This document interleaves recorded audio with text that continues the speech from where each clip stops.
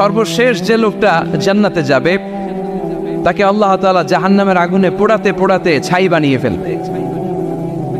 আল্লাহ বলবেন, জিব্রাইল যাও একটু দেখো, একটা মাত্র সেজদা দিয়েছে আমাকে, এরকম কাউরে পাওয়া যায় কিনা। বাটি চালান দিয়ে দেখো পাওয়া যায় কিনা। খুঁজে খুঁজে কাউরে পাবে না। আল্লাহ বললেন আবার দেখো, খুঁজে খুঁজে একজনকে পাবে। সামান্য ইমানের ছিটে ফোঁটা তার অন্তরে ছিল। আল্লাহ বলবেন, যেহেতু ছিটে ফোঁটা আছে, অনেক মায়ের খাইছে, ওকে বের করে জাহান্নাম থেকে বের করে একটা নির্ধারিত দূরত্বে রেখে দাও।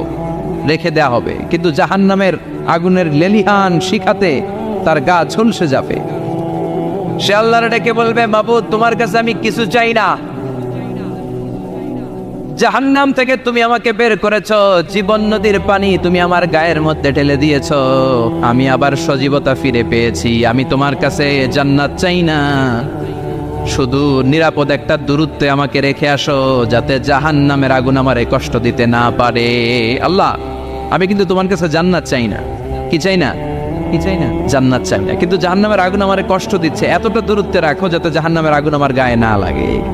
আল্লাহ বললেন, ওকে রাখবো, কিন্তু আমার সাথে একটা কন্ট্রাক্টে যেতে হবে, যে এটা তোমাকে দিলে তুমি আর নতুন করে কিছু চাবা না।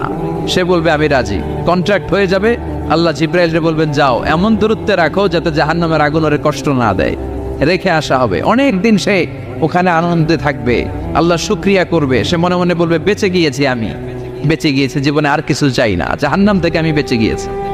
অনেকদিন থাকার পরে মনে মনে ভাববে, পাইসা তো গেছি, কিন্তু নতুন করে একটু ট্রাই করে দেখি, জাহান্নামের সৌন্দর্যের দৃশ্য একটু চোখ দিয়ে অবলোকন করা যায় কিনা। সে আল্লাহরে ডেকে বলবে, আল্লাহ ইনদি সুআল, আমার একটা ফরিয়াদ আছে। কি ফরিয়াদ? আল্লাহ আগেই বলে রাখি, আমি কিন্তু জান্নাতে যেতে চাই না। আল্লাহ বলবেন, কি চাও?